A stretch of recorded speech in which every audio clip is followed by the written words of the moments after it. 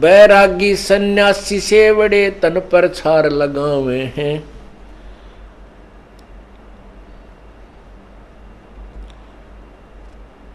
पांचों नार 2500 लड़के धुंधु धार मचावे हैं।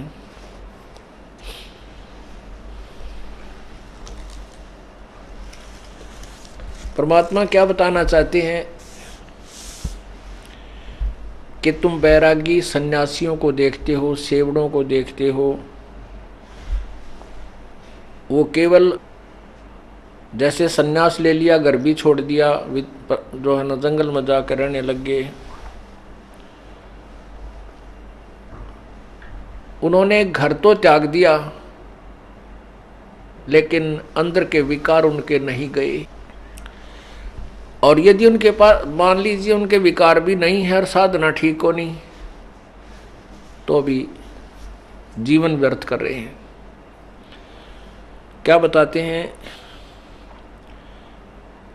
बैरागी सन्यासी से बड़े तन पर छार लगावे हैं, और पांचों नार 2500 लड़के धुंधु धार मचावे हैं। पांचों नारी, एक नारी त्याग दीनी 5 नारी गैल वे, पाया न द्वारा मुक्ति का सुखदेव करी बहु सैल वे। सुखदेव ऋषि ने बाल ब्रह्मचारी रह करके शास्त्र विरुद्ध साधना से बहुत आकाश में उड़ जाने की सिद्धि भी प्राप्त होगी थी, तो भी परमात्मा का मोक्ष मार्ग नहीं मिला, मोक्ष का द्वारा नहीं मिला, वे ऑफ वर्शिप ठीक नहीं थी उसकी। इसलिए एक नारी त्याग दीनी 5 नारी गैल वे। कहते हैं हमने घर त्याग दिया, मनुष्य ने स्त्री को इसलिए त्याग दिया कि भजन में बाधा करती है। जैसे उनकी सोच है, वैसे तत्वज्ञान की रोशनी में पता चला है कि कोई भी बाधा नहीं करते, ना स्त्री पुरुष के लिए बाधक है, ना पुरुष स्त्री के लिए बाधक है। बाधक तो हमारे विकार, जो अन्य विकार हैं, और साथ में शास्त्र साधना, वो हमारे बाधक है। एक नारी यानी एक स्त्री को त्याग कर तू बैरागी बन बैठा, और कहते हैं 5 नारी गैल वे, काम क्रोध मोह लोभ अहंकार, ये न्यो के न्यो तेरे साथ, ये 5 और तेरे साथ तेरा ब्याह राखी, इन त्याग, तब मानना कि तू बैरागी और सन्यासी है। तो क्या कहते हैं?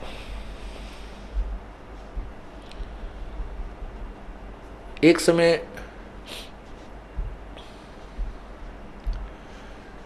हरिद्वार हरपेड़ी पर कुंभ का मेला हुआ। कुंभ की परख भी लगनी थी, उसका संयोग आ गया, और ये सभी साधक जो तीनों गुणों के उपासक, गिरी पुरी औघड़नाथ कनपाड़े वैष्णव नागा और बिना जाने कितने प्रकार के ये पंथ हैं, ये सारे सभी वहाँ पर स्नान करने के लिए, उस पर भी मैं उस संयोग में स्नान करने के लिए चले गए। वहाँ पर ये अपने अपने समूह में मिल जाते हैं। नागाओं की अलग मंडली होगी, वैष्णव की अलग, पुरी ग्रुप के अलग होंगे, गिरी ग्रुप के अलग होंगे, कनपाड़े न्यारे वैसे नाथ अलग से। ये जिनको हम ग्रह त्याग कर सन्यासी कहते हैं, जिन्होंने सन्यास ले लिया, बैरागी हो गए, उनके बारे में परमात्मा बताते हैं। उन्होंने 500 नारी गैर ले रखी, वो त्यागनी चाहिए थी। तो वहाँ पर क्या हुआ कि प्रथम स्नान करने के को लेकर के वैष्णव साधु में और नागा भक्तों साधुओं में झगड़ा हो गया। नागा के हम पहले नहावांगे, स्नान करेंगे, क्योंकि हम सर्वश्रेष्ठ हैं, हम त्यागी बैरागी हैं, और हम बिल्कुल निरिच्छा रहते हैं। वैष्णव साधु कहते हैं कि हम विष्णु जी के उपासक हैं, हम सर्वश्रेष्ठ हैं, विष्णु जी सबके मालिक हैं। और नाग्यो तुम टट्टी के हाथ भी ना धोते, उगाड़े फिरो पशु की तरह, तुम काहे कि सर्वश्रेष्ठ हो, काहे कि तुम उत्तम हो, हम पहले नहाएंगे। अब पहले स्नान करने के को लेकर के झगड़ा हो गया नागा और वैष्णो साधुओं में। अब वो ऊपर भी भूल गए, हर की पैड़ी भी याद नहीं रही, भगवान भी याद नहीं रहा। लठम लट्ठा मुक्कम मुक्का गुट मारा, एक दूसरे के जबाड़ा काट दे, फिर तलवार निकाल ली और तीर ठोके एक दूसरे पर, यानी पूरा महाभारत शुरू कर दिया। कहते हैं 25,000 नागा और वैष्णो आपस में कटकर लड़कर और कत्लेआम हो गया। और हर पैड़ी पर वहां पर 100 ही दिखाई दे रहे थे, लाश पड़ी नरी, गंगा का पानी भी लाल कर दिया।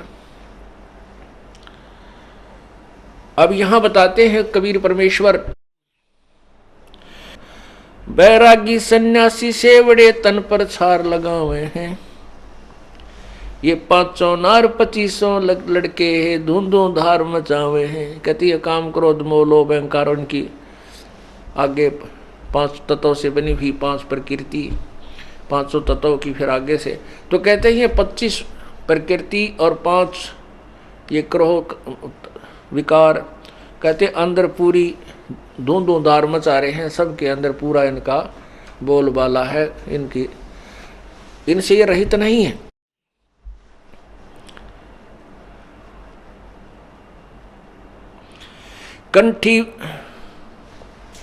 कंठी माला और मृगछाला सिर पे जटा रखावे हैं, ढोलक ताल झालरी पीटे ताना रीरी गावे हैं। यो भी बैदा है बैदे से भेद अलैदा, ये भी बैदा बैदा क्यों जाण्या, हम सतगुरु बैठे नो जाण्या।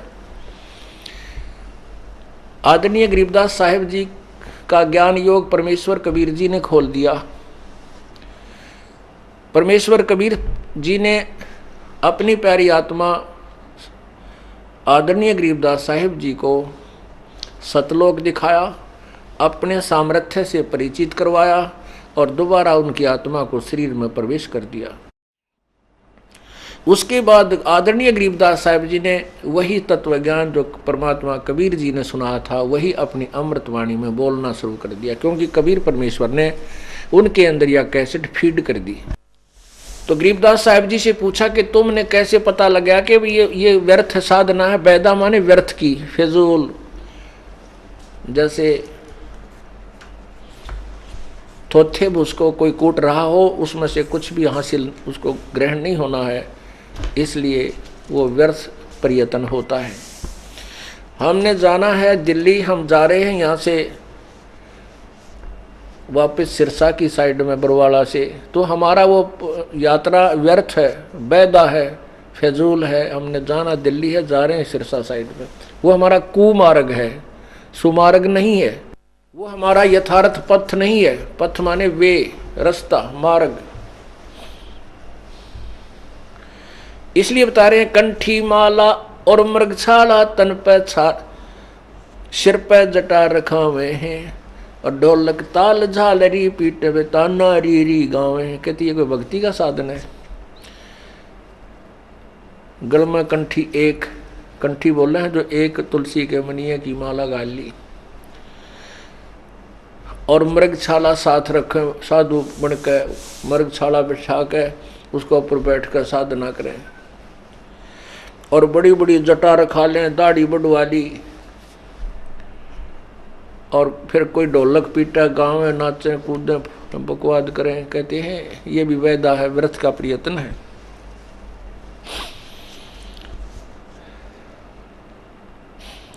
तन के योगी मन के भोगी, गुल्लर पेट पड़ावे हैं, गुजबीरज का मरम न जाने, ये भद्र भेख बनावे हैं। यो भी बैदा है बैदे से भेद अलैदा, यो भी बैदा बैदा क्यों जाण्या, हम सतगुरु बैठे नो जाण्या। अब गरीबदास जी महाराज कहते हैं कि हमने वह सतगुरु मिल गए। कबीर परमेश्वर वो स्वयं ही भगवान हैं, स्वयं ही सतगुरु हैं, स्वयं ही जगत गुरु हैं, तत्वदर्शी संत हैं।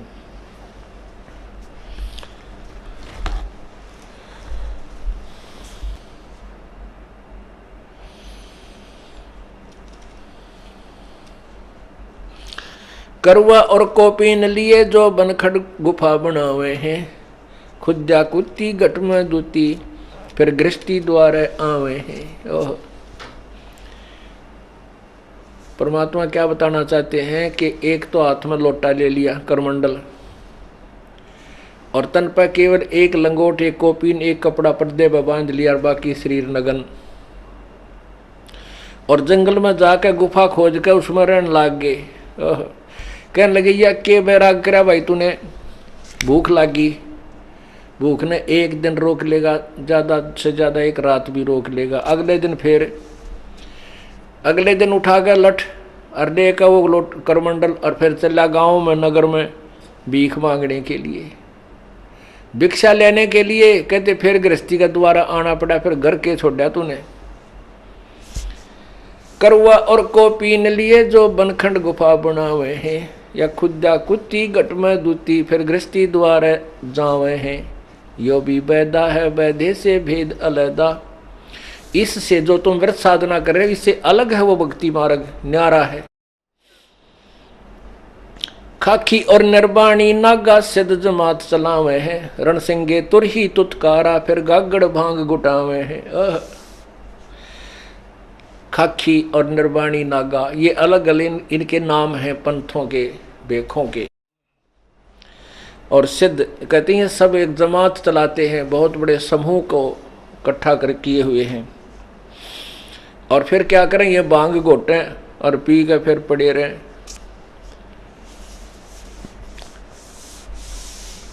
पुण्यात्माओं, इस काल ने इतना भ्रमित कर दिया मानो इस प्राणी को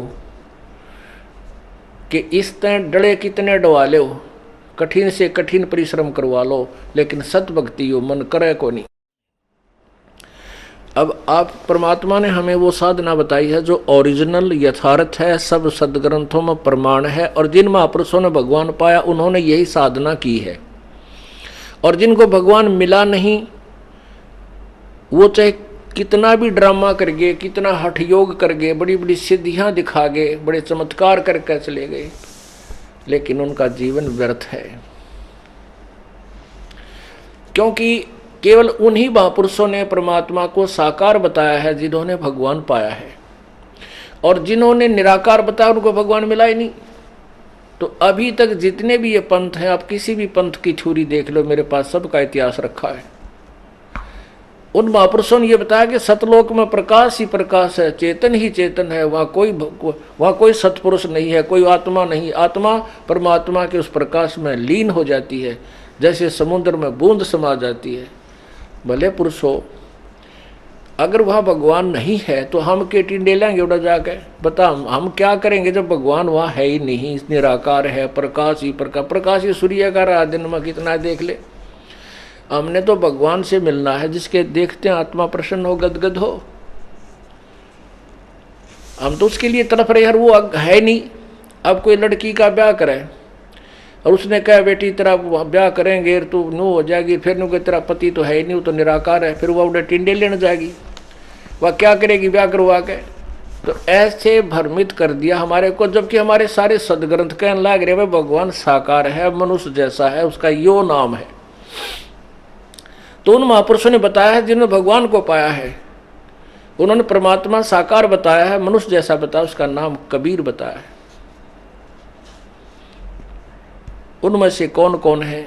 आदरणीय धर्मदास साहिब जी, आदरणीय मलुकदास साहिब जी, आदरणीय दादू साहिब जी, आदरणीय नानक साहिब जी, आदरणीय गरीबदास साहिब जी, आदरणीय घीसा साहिब जी। ये आधा दर्जन तक दास का याद है जिन्होंने परमात्मा पाया, उन्होंने सशरीर बताया, उसका नाम कबीर बताया। हमारे सब सदग्रंथ प्रमाण देते हैं परमात्मा साकार है और उसका नाम कबीर है।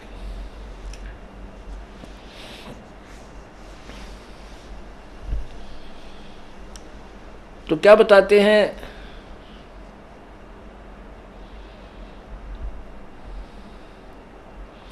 काशी गया प्रयाग महोदित जगन्नाथ को जावे हैं, लोहागर पुष्कर परसे हैं, द्वारका दाग दगावे हैं, यो भी बैदा है। तीर तुपक तलवार कटारी जमधड़ जोर बदावे हैं, हर पैड़ी हर हेत न जाना वाजा तेग चलावे हैं। ये जो 25,000 नागा और वैष्णव आपस में लड़के कटका मर गए, कत्लेआम कर दिया, उनके विषय में बता रहे हैं। तीर तुपक तलवार कटारी जमधड़ जोर बंधावे हैं, हर पैड़ी हर हेत न जाना वाजा तेग चलावे हैं। काटे शीस नहीं दिल करुणा वो जग में साध कमावे हैं। जो जन उनके दर्शन को जावे उनको भी नरक पठावे हैं। यो भी बैदा है बैदे से भेद अलैदा, यो भी बैदा बैदा क्यों जाना हम सतगुरु बैठे नो जाना। तीर तुपक तलवार कटारी, इतने बड़े बड़े छुर्रों को कटारी बोलते ना, सीधे गोदे एक दूसरे में। वो तो कसाई थे, राक्षस थे, डाकू थे, उनको हम संत कहा करते थे, उनको सन्यासी कहते थे। तीर तुपक तलवार कटारी जमदड़ जोर बदावे हैं। डट कर झगड़ा करें कहते, लड़ाई करते हैं। और हर पैड़ी हर हेत ना जाड़ा, हर की पैड़ी कहें और भगवान का बैबी को नहीं। उसकी छाती के ऊपर कत्लेआम करने लग रहे तुम, फिर भगत की कहाँ के हुए? उनको हर की पैड़ी नाम भी क्यों रखा तुमने, जब वहाँ भगवान है ही नहीं। और भगवान के सामने तुम ऐसा जुल्म कर रहे हो, फिर तुम भगवान की चाह कहाँ तुम्हें?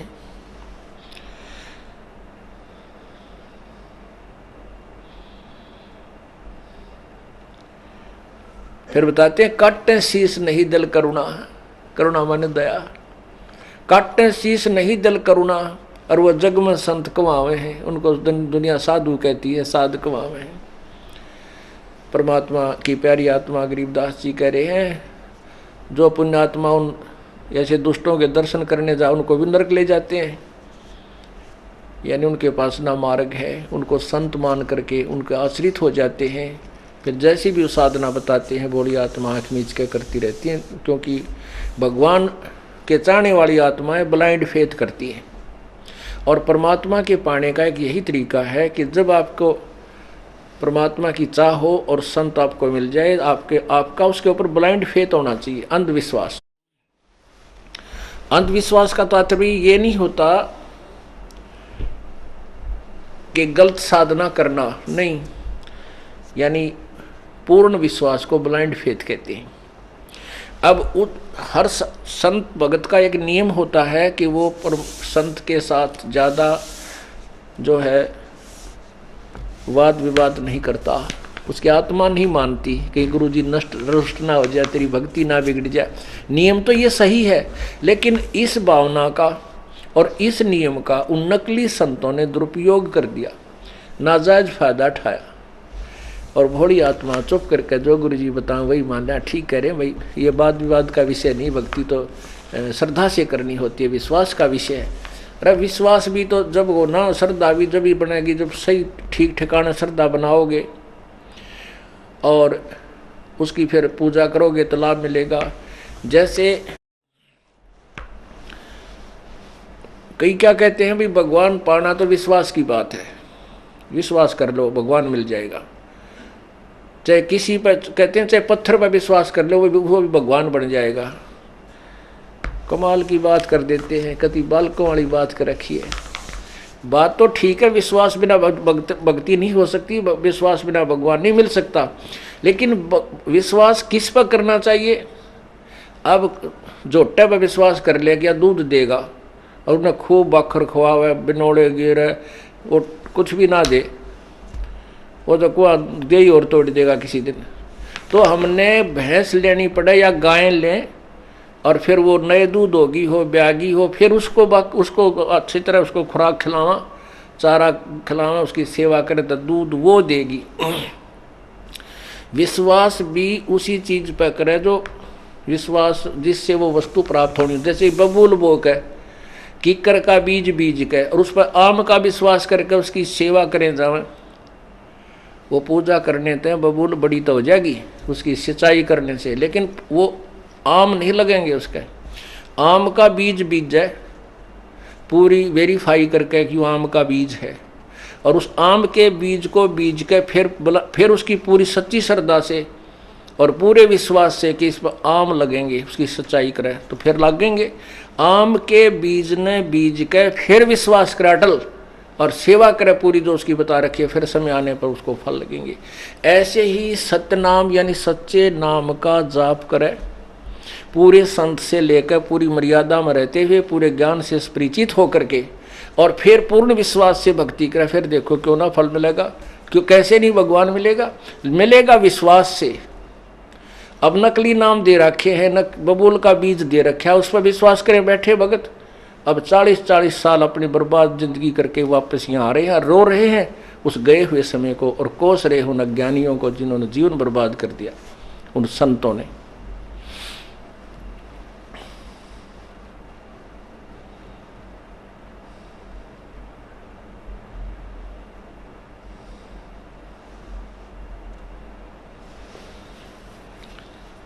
संपट सिलाकू साहेब कहते चेतन सार चलावे हैं, अंधा जगत पुजारी जिसका दुनिया का मन भावे है। ऐसी उल्टी साधना बता दी, पत्थर का भगवान बना दिया, कहते इसकी पूजा कर लो, बस इसी से मोक्ष हो जाओगे। अरे नहीं, परमात्मा कहते हैं मूर्ति भगवान की बुरी नहीं, लेकिन उस मूर्ति की पूजा व्यर्थ है। पुण्यात्मा, हम परमात्मा कबीर परमेश्वर जी क्या हमें बताना चाहते थे, ये न तो हम समझ सके, और हमने समझने की चेष्टा की तो हमारे नकली गुरुओं ने, धार्मिक गुरुओं ने परमात्मा क्या कहते थे उसके विपरीत उलट पुलट कह करके हमें भ्रमित कर दिया। परमात्मा मूर्ति के विरोधी नहीं थे, मूर्ति पूजा के विरोधी थे, उसको निषेध बताते थे। जैसे आपके पास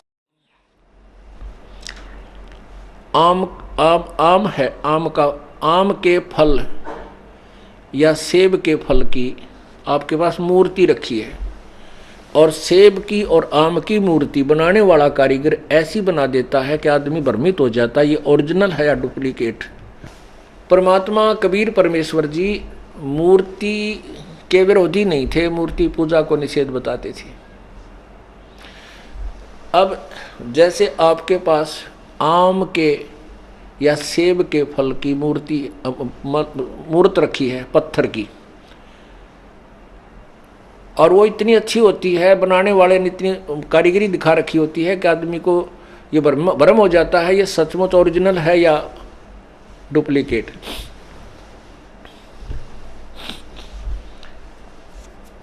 एक बार ये दास भिवानी स्टैंड रोड तक पे आम फल लेने गया, मेरे से पहले उस दुकान पे एक व्यक्ति खड़ा, वो कहने लगा भाई वो ऊपर वाले आम दे मुझे, वो ऊपर रखे, वो सबसे वो कॉलम से बना रखे थे उसने काट के, ऊपर सबसे ऊपर वाले मुझे नकली पत्थर के रखवा रखी सुंदर मूर्ति, और पूरा कॉलम भर रखा उनसे, बहुत सुंदर। नीचे वाले तो शाम का समय था, वो सारे तकरीबन खरीदने वालों ने छांट छांट कर खरीद लिए थे, वो फिर थोड़े बहुत रह रहे थे, वो अच्छे नहीं लग रहे थे देखने में। वो कह रहा भाई वो दे दे, वो फिर उन्हीं में से चुग चाग के वो छांट छूट कर उसके चढ़ाने लगा, तोड़ने लगा। उन्होंने बोला भाई मेरी बात सुन, पैसे कितने ले ले पर वो दे दे। वो आदमी खड़ा हुआ, उन्हें ठा के एक पत्थर का वो तार काम उसके हाथ में धर दिया, वो किलो पक्का का, वो नो करे न, बोला यूँ के, वो बोला भले मानस यूँ पत्थर के हैं ये तो केवल मूर्ति रखी है इनकी, और मेरे पास आम यही हैं, लेने हो तो ले ले। अब वो ऊपर वाले इतने अच्छे बना रखे थे, नीचे वाला ने फेल कर रहे थे जो ओरिजिनल को भी। तो पुण्यात्माओं, जैसे आपके पास वो आम के फल की पत्थर की मूर्ति रखी है, उस मूर्ति को देखने से आपको उस फल के गुणों का ज्ञान होगा और अंदर उसके पाने की प्रेरणा बनेगी, उसको खाने को के लिए मुंह में पानी आओगा। फिर आप सोचोगे भी कहाँ मिला है, आपको पता है जेब में पैसे होने चाहिए और बाजार में मिला है, आप पैसे लोगे और बाजार में जाओगे, आम कह करके खरीद लाओगे, आप खाओ। अब उस आम की मूर्ति में वो गुण नहीं है जो आम के फल में है, आम के फल की मूर्ति में गुण नहीं है जो आम के फल में ओरिजिनल में गुण है। वो फल जो मिट्टी पत्थर वाली है मूर्ति है, वो उसके गुणों से की प्रेरणा अवश्य देती है, उसके पाने की चाह उत्पन्न होती रहती है।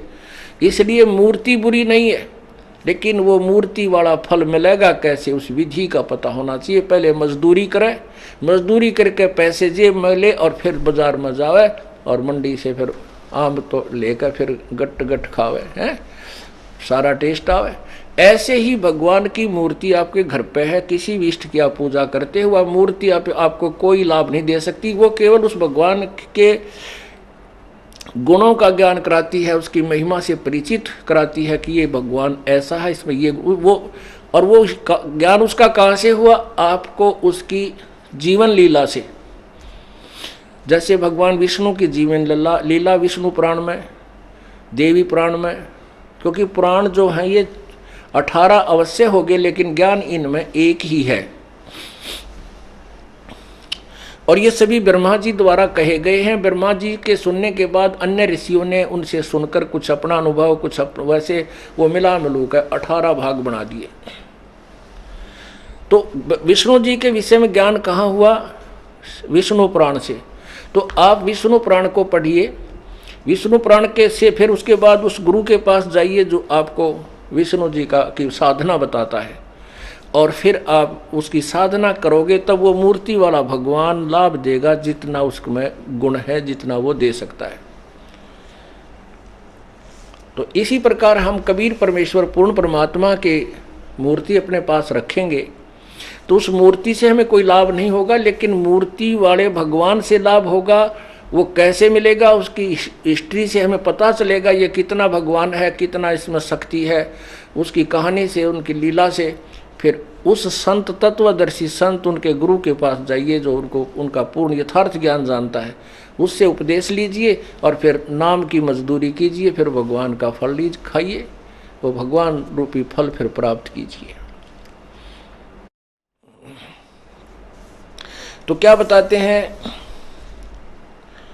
संपट सलाकों साहेब कहते चेतन सार चलावे हैं, अंधा जगत पुजारी जिनका दुनिया का मन भावे हैं। वो अनाड़ी संत गुरु कहते मूर्ति दे दी और इसी की पूजा करो, इस पर फूल चढ़ाओ, मत्था टेको, पता से चढ़ा दो है और पैसे चढ़ाओ, बेड़ा पार हो जाएगा। नहीं। और कहते अंधा जगत पुजारी जिसका, अंधा ज्ञानहीन, ज्ञान नेत्रहीन जगत वो नकली संतों के पीछे, उन गुरुओं के पीछे घूम रहा है जो पत्थर को भगवान कहते हैं।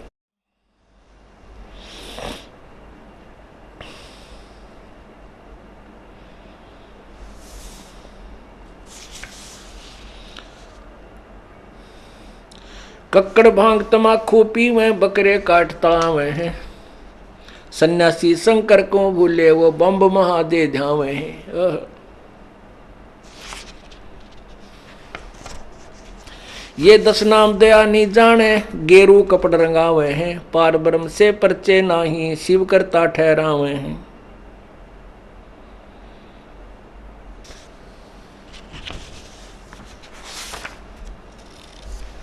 परमात्मा क्या बताना चाहते हैं कि कक्कड़ भांग तमाकू पीवे और बकरे काट तलावे हैं। बकरे काटे, तलना माने छोंक लावे बकरे के मांस में, और भांग गोटका पीवे, फिर तमाकू और उसके अंदर फिर चरस, यानी सारी को बद करें, मांस तक खावें। ये सन्यासी बन जाते हैं बाहर जाकर। और कहते हैं सन्यासी शंकर को भूले, बम्ब बम्ब बम्ब महादे जावे हैं। पुण्यात्माओं, हमें परमात्मा से इतना दूर कर दिया,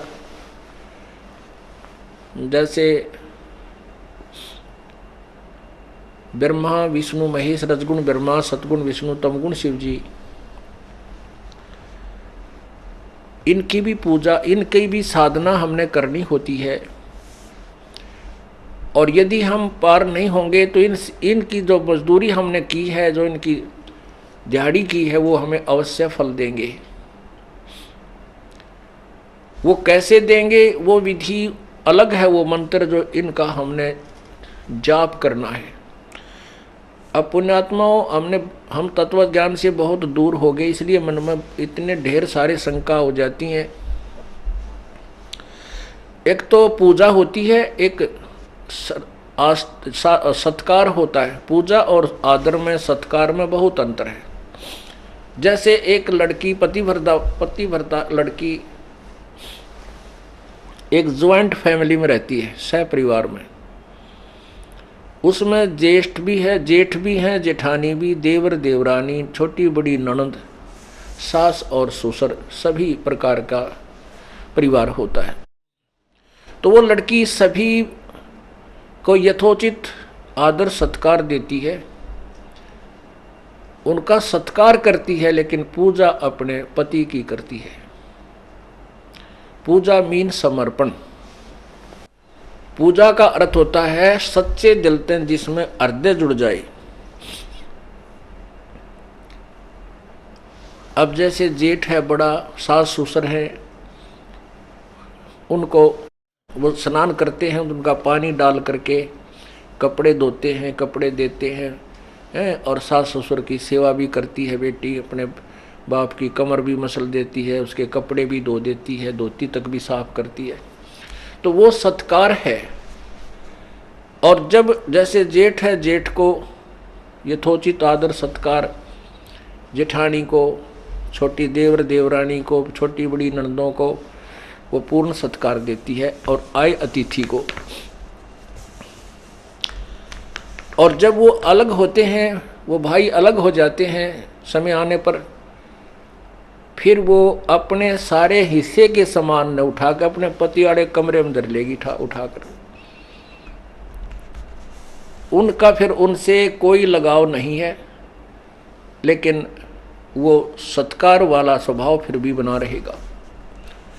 इसी प्रकार जब हम यहाँ एक सह परिवार में रह रहे हैं, यानी एक ब्रह्मांड हमारा घर है, इसमें ब्रह्मा विष्णु महेश इस ब्रह्मांड रूपी घर के कुछ अधिकारी बनाए हुए हैं, इनका कुछ कार्य हमें सौंपा हुआ प्रभु ने।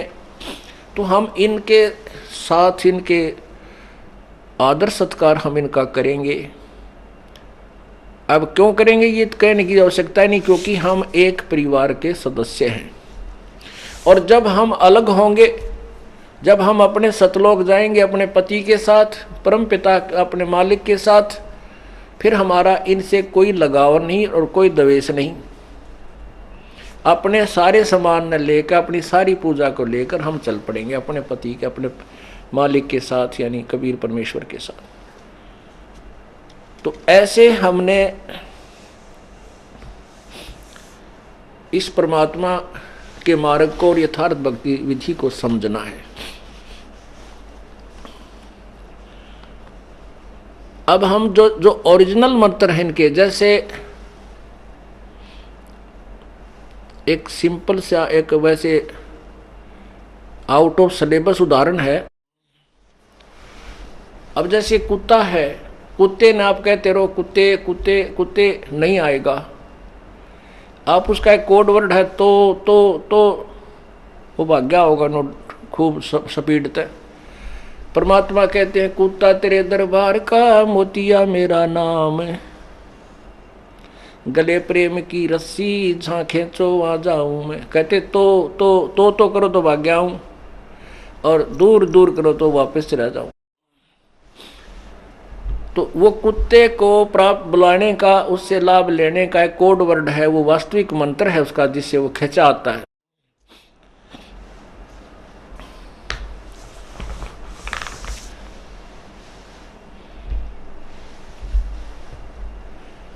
और भी बहुत से उदाहरण हैं, वो यहाँ वर्णन करने योग्य नहीं है,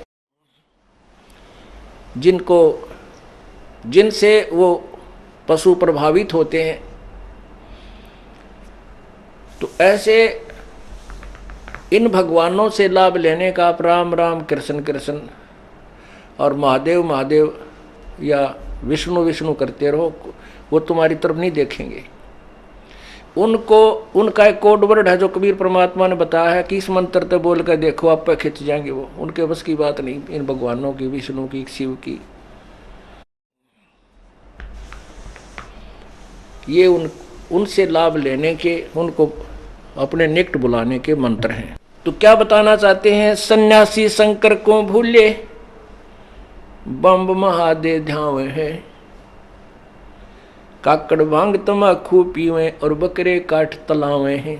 तले बकरों को मांस को तलते हैं, यानी छौंक लगाओ उनमें कि सब उल्टा काम करना शुरू कर दिया।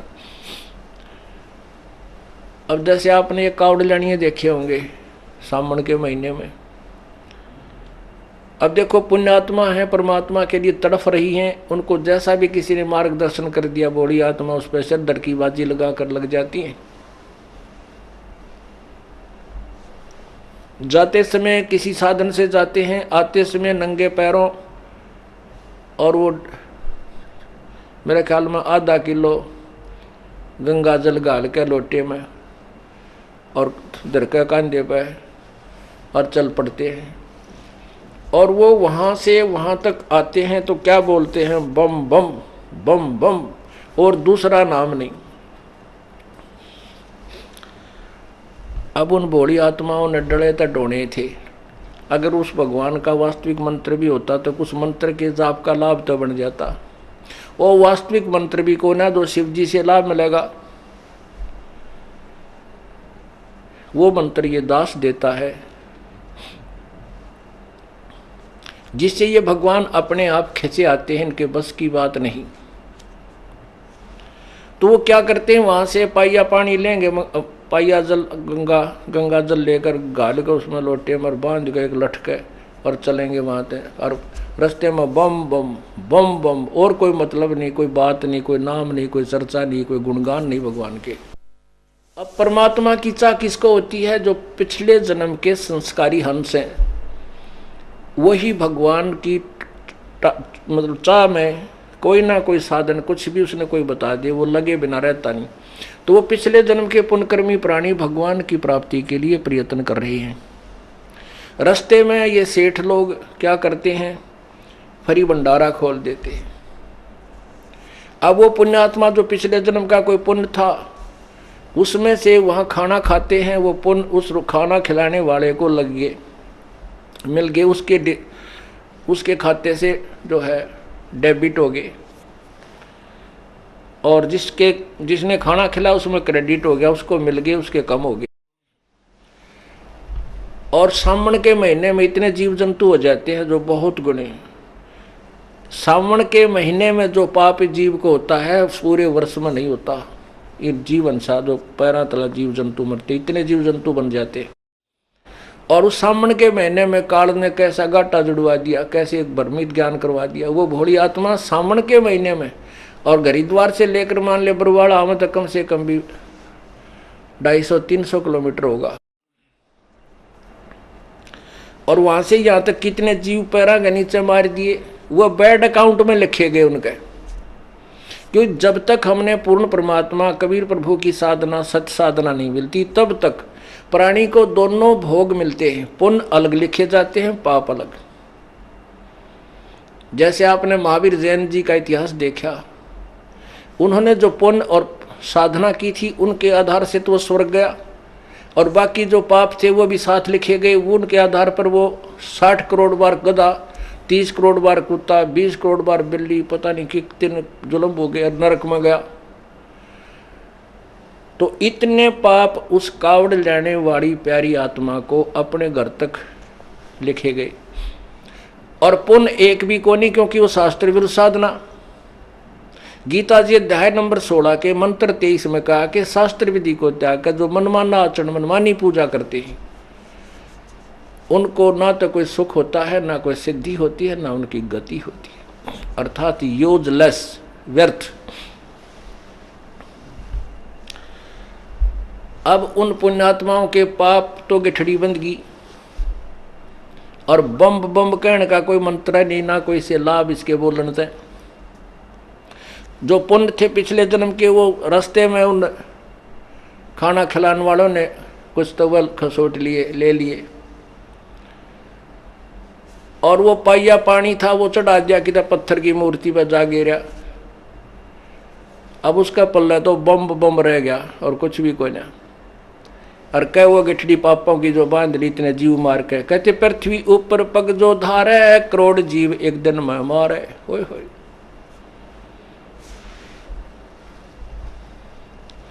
और फिर ये क्या करते हैं, दूसरा शब्द बोला, लड़कियां न तो न्यू कहेंगे ए बोली, बेबेर न तो बोली कहेंगे, वो न्यू कहेगी ए बोले। आपस में अब बताओ इनका के नाता हो। बाण भाई भी हो है या क्यों और सिस्टम, इसका कौन सा नेक बनावा तेन ना बोलन का बेरा। बोली तो पार्वती ने कहें ये, और बोला कहें शिव जी ने। तुम आप भगवान देवी और देवता बन गए, फिर पूजा किसकी कर रहे हो? तो क्या बताते हैं, कक्कड़ भांग तमाकू पीवे बकरे काट तलावे हैं, सन्यासी शंकर को भूले ये बम्ब महादे झावे।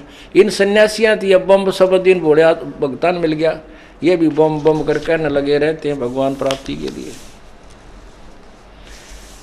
अब भोला शब्द वैसे भगवान के लिए प्रयोग नहीं करना चाहिए हमने, ये उनकी बेइज्जती कर रहे हम। अब कोई आदमी हो, मान ले कोई मंत्री है, और उसने जाकर कहा बोली बूझ ले मेरी साइन कर दे इस पर दरखास्त पे, वो साइन करेगा, उसको दड़ाक मारेगा। अब उसने भोला कहना, भोला कह जैसे बोली बूझ कह देख के बात है, तो भगवान का नाम तो भोला धर रे आ बोले। भोला मीन मतलब कति मूर्ख पागल, जिसने कह का ना बेरा हो, कोई बकाले की तो धंधा लाए रहा उसने सारा दिन, तो इस तरह के व्यक्ति को भोला बोलते हैं। तो भोला शब्द तो हमने भगवानों के प्रति लाना ही नहीं चाहिए, चाहे वो समय अनुसार, चाहे उन्हें कैसी भी लीलाएं बन गई हैं, लेकिन हमारा फर्ज नहीं बनता उनको भोला भाला कहने का।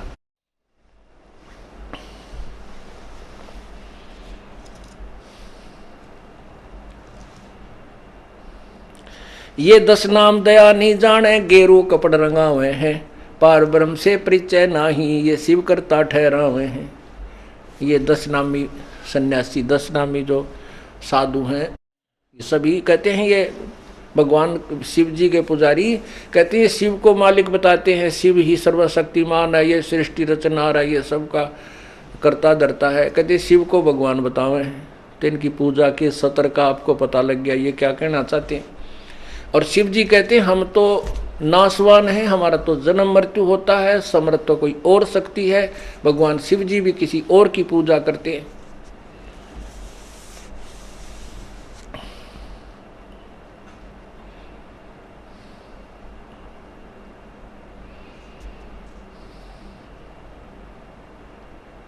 फिर क्या बताते हैं, धूम्रपान आकाशी मुनि मुख सूचित आसन लावे हैं, या तब सेती राजा होई फिर धुंधदार बह जावे हैं।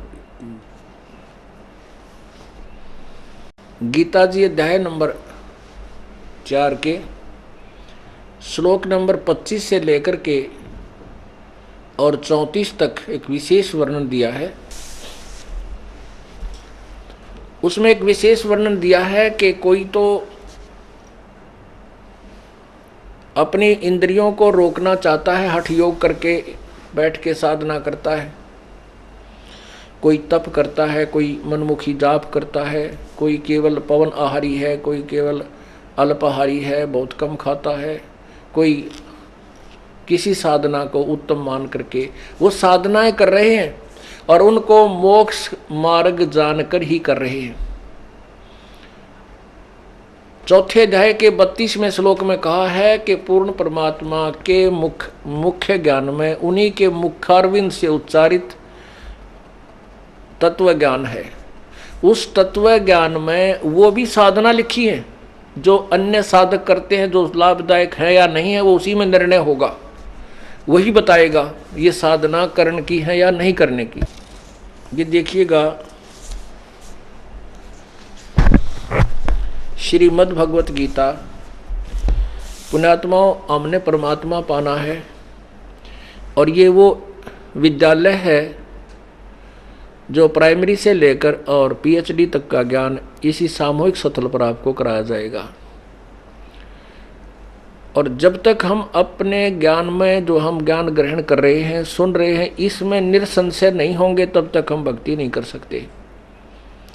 गीता जी अध्याय नंबर 2 के श्लोक नंबर 53 में कहा कि अर्जुन, जब तेरी बुद्धि नाना प्रकार के भ्रमित करने वाले वचनों यानी ज्ञान से हटकर एक तत्व ज्ञान पूर्ण परमात्मा के ज्ञान पर आश्रित हो जाएगा, तब तो तू योगी होगा, तब तो तू भगत बनेगा। नहीं तो कोई बका लेगा, कोई कहेगा ऐसा ठीक नहीं, तू उसी की बात मान लेगा, कोई कहेगा ऐसा ठीक नहीं, तू ये कर, उस तरह लग जाओगे, तू योगी नहीं हो सकता, भक्ति नहीं कर सकता। तो इसलिए हमने भगत बनने के लिए भी उस तत्व ज्ञान की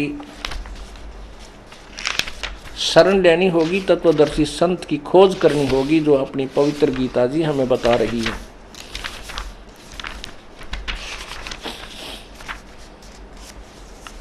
ये देखिएगा श्रीमद् भगवत गीता, गीता प्रेस गोरखपुर से प्रकाशित है ये।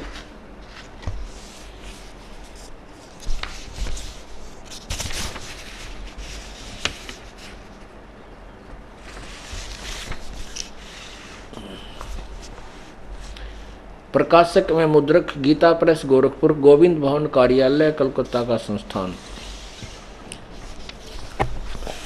अध्याय नंबर 4 का और श्लोक नंबर ये 25 है। दूसरे योगीजन देवताओं के पूजन रूप यज्ञ का, यज्ञ माने साधना का अनुष्ठान करते हैं, भक्ति, और अन्य योगीजन दूसरे परब्रह्म परमात्मा रूप अग्नि में ब्रह्म अग्नौ आत्म भेद दर्शन रूप यज्ञ को करते हैं। आत्मा रूप यज्ञ का ही आत्मा रूप यज्ञ का हवन करते हैं। और 26 में, ये 26 में है, अन्य श्रोत्र आदि समस्त इंद्रियों को संयम रूप अग्नि में हवन करते हैं। क्या करते हैं? दूसरे लोग शब्द आदि समस्त विषयों को, इन विषय इंद्रियों को अग्नि में हवन करते हैं। अब क्या बता रहे हैं कि कुछ तो अपने कान, आंख, नाक मूंद के और नु कहते इनको रोक के साधना करो, अंदर शब्द सुनो, धुन सुनो, है प्रकाश देखो, आंख दाब लो, देखो बिजल से पाटे, यो भगवान है, ये टट्टू भगवान है। ये तो 2 मिनट का काम था भाई, इतने बड़े सदग्रंथ लिखने की क्या आवश्यकता थी भाई? क्या ये गीता लिखने की आवश्यकता थी? एक लाइन लिख देते, कान आंख दाब के देख लो, प्रकाश दिखेगा, भगवान मिल गया, खत्म कहानी। नहीं, तो ये बता रहे हैं कुछ तो ऐसे बताते हैं, कुछ ऐसे बताते हैं, लेकिन ये तत्व ज्ञान नहीं है, ये वास्तविक ज्ञान नहीं है, ये पूजा की विधि यथार्थ नहीं है। आगे देखो क्लियर होता है।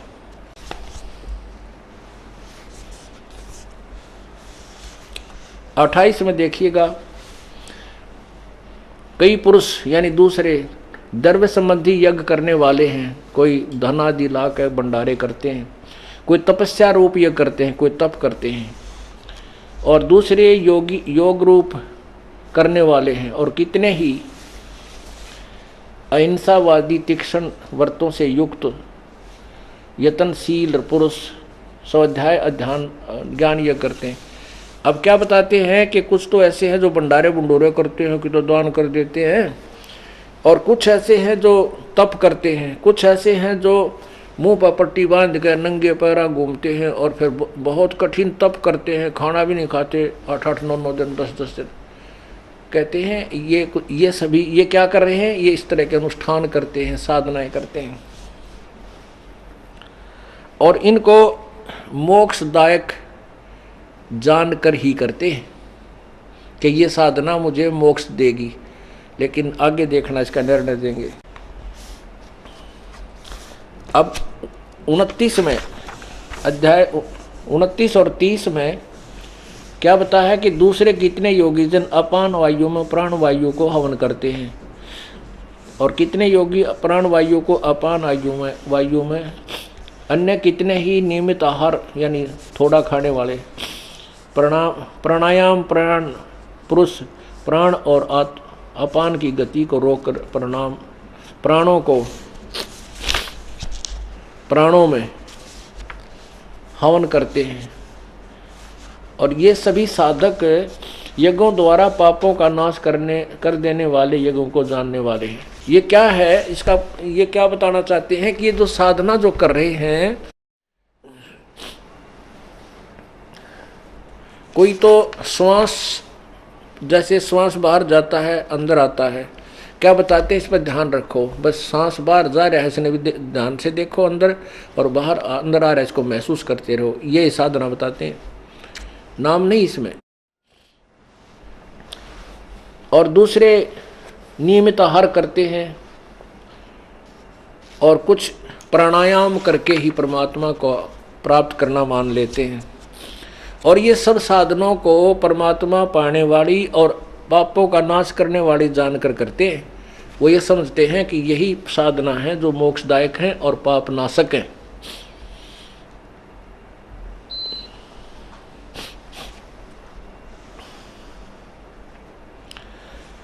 अब इसके विषय में अध्याय नंबर 4 के 32 में क्लियर कर दिया। ये देखना 32 अध्याय नंबर 4 का ये 32वें श्लोक में बताया है कि इस प्रकार और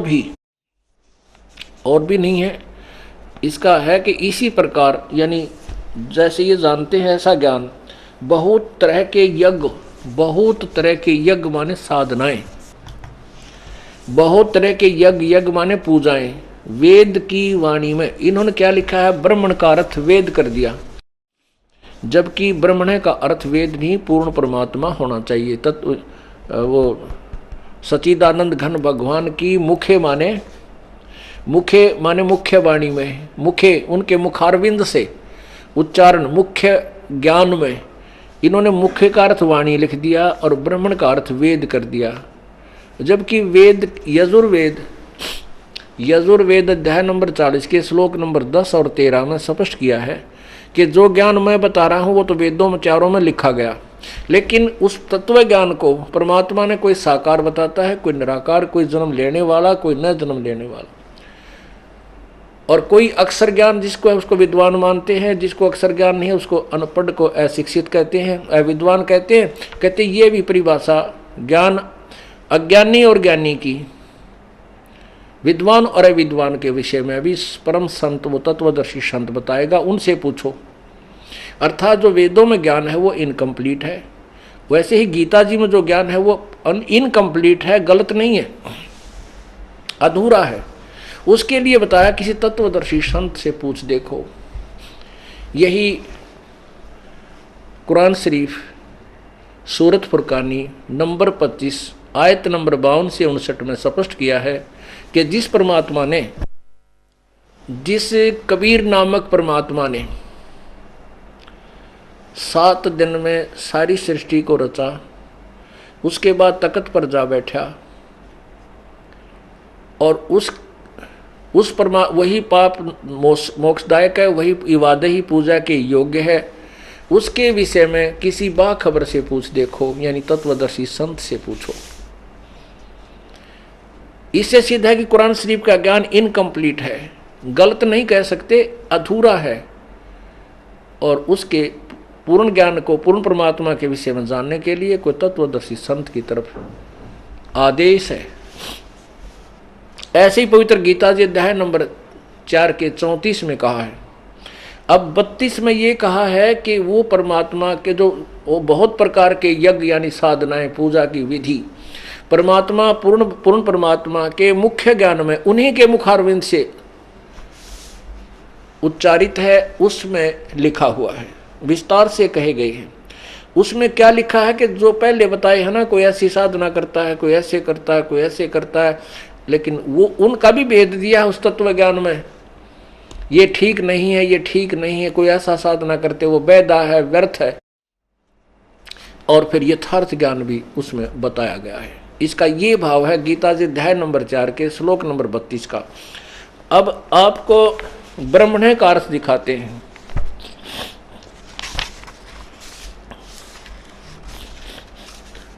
ब्रह्मण्य का अर्थ इन्होंने जो यहाँ किया है, वेद नहीं होता, क्योंकि ब्रह्म का अर्थ भगवान होता है और वेद का अर्थ है ज्ञान। ब्रह्मण्य वेद पूर्ण परमात्मा का ज्ञान, और ब्रह्मण्य माने उससे बड़ा भगवान, यानी सुप्रीम पावर जिसको कह सकते हैं, बड़ा भगवान ब्रह्मण्य। तो यहाँ देखिए इन्होंने खुद अनुवाद किया है 17वें अध्याय के 23वें श्लोक में।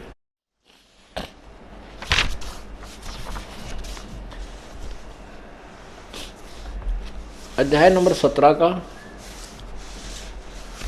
और श्लोक नंबर ये 23 है, ये 23 है। इसमें लिखा है ओम तत्सत इति निर्देश ब्रह्मण त्रिविध समर्थ है। ये ब्रह्मण है, ब्राह्मणा तेन वेदा च यज्ञ च विहिता पुरा। ओम तत्सत, ऐसे यह 3 प्रकार का सच्चिदानंद घन ब्रह्म का नाम है। ब्रह्मणे का अर्थ सच्चिदानंद घन ब्रह्म है, ना कि वेद। यहाँ इन्होंने अज्ञान के कारण, इनको ज्ञान ना होने से ब्रह्मण का अर्थ अध्याय 4 के 32 में ब्रह्मण का अर्थ वेद कर दिया। यहाँ लिखना था सच्चिदानंद घन ब्रह्म की वाणी में। चल न्यू मान लें, वाणी लिख लेंगे, कोई बात नहीं। यहाँ ब्रह्मण का अर्थ लिख देते हैं सच्चिदानंद घन ब्रह्म की वाणी में, अर्थात कबीर वाणी में, उसके तत्व ज्ञान में विस्तार से कहे गए हैं। उन सबको तू कर्म जान, यानी कर्म से होने वाले मन, इंद्री और शारीरिक क्रिया द्वारा संपन्न होने वाले जान। इस प्रकार जानकर उनके अनुष्ठान द्वारा कर्म बंधन से सर्वथा मुक्त हो जाएगा। और कर्म जान का अर्थ है कि वो तो सारे काम करते करते करने योग्य हैं, जो वो संत बताएगा। तो जो तत्व ज्ञान में लिखे हुए हैं मुख्य वाणी में, परमात्मा के की वाणी में, पूर्ण यानी वे इस गीता से तो अलग कोई ज्ञान है, वेद नहीं। क्योंकि चारों वेदों का ज्ञान तो बता ही रहा वर्ण, चारों वेदों का ज्ञान ये शॉर्ट में गीता जी में लिखा हुआ है। अब इस ज्ञान के लिए उस ज्ञान को जो परमात्मा के मुखारविंद से उच्चारण है, उसकी वाणी में लिखा है, उस तत्व ज्ञान को देखो अध्याय नंबर 4 के और श्लोक नंबर 34 में। उस ज्ञान को जो पहले वर्णित किया है 4 के 32 में, उस ज्ञान को तू तत्वदर्शी ज्ञानियों के पास जाकर समझ, उनको भली भांति दंडवत प्रणाम करने से, उनकी सेवा करने से और कपट छोड़कर श्रद्धापूर्वक प्रश्न करने से वे परमात्म तत्व को भली भांति जानने वाले ज्ञानी महात्मा तुझे तत्व ज्ञान का उपदेश करेंगे। और उसके बारे में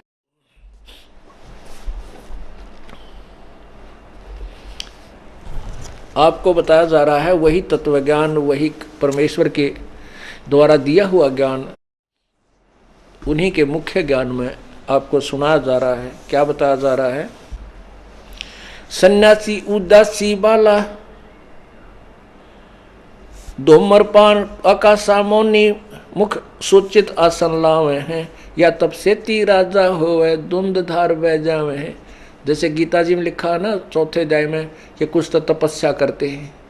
परमात्मा कहते हैं जो हठ योग करके तप करते हैं, उस तप से वो नेक्स्ट जन्म में राज्य प्राप्त करते हैं। और कहते तप से राज मदमानम जन्म तीसरे शुक्र सवानम। होय होय, तप से राजा बनता है और राजा के अंदर अभिमान बहुत ज़्यादा होता है, और उस अभिमान वश वह इतने जुल्म, इतने पाप कर देता है कि अगले जन्म में उसको वो भोगने पड़ते हैं और नरक में जाता है। कुत्ते गधे की योनि पाता है। तपेश्वरी सो राजेश्वरी, राजेश्वरी सो नरकेश्वरी। ये उपनिषदों का विचार जो है ना, विचार है। जो तपेश्वरी माने जो सबसे घना तप करेगा उसको ज़्यादा राज्य प्राप्त होगा। और तपेश्वरी सो नरकेश्वरी,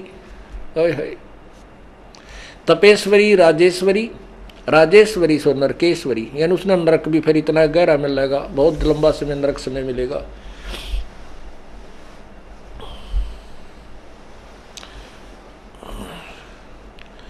धूम्रपान आकाशमोनी मुख सूचित आसन लावे हैं, या तब से ती राजा होए फिर धुंध दार बह जावे हैं। यो भी बैदा है बैदे से भेद अलहदा, यो भी बैदा क्यों जाण्या, हम सतगुरु बैठे न्यू जाण्या। सन्यासी उदासी बाला रुखड़िया कहलावे हैं, आत्म तत्का मरम न जाण्या, वो सुन में पवन चढ़ावे हैं। जैसे आपने अभी सुना के पान अपान प्राणों की अभ्यास करके सुचितासन ला के और सुन में पवन चढ़ाते हैं, गीता जी के अभी आपने 4 अध्याय के 26वें श्लोक में पढ़ा। उसी के बारे में कहते हैं कि वो ज्ञान उस तत्व ज्ञान में भी लिखा हुआ होगा, लेकिन उसमें निर्णय दिया होगा कि ऐसा करोगे तो ऐसा फल मिलेगा, ऐसा करोगे तो ऐसा फल मिलेगा।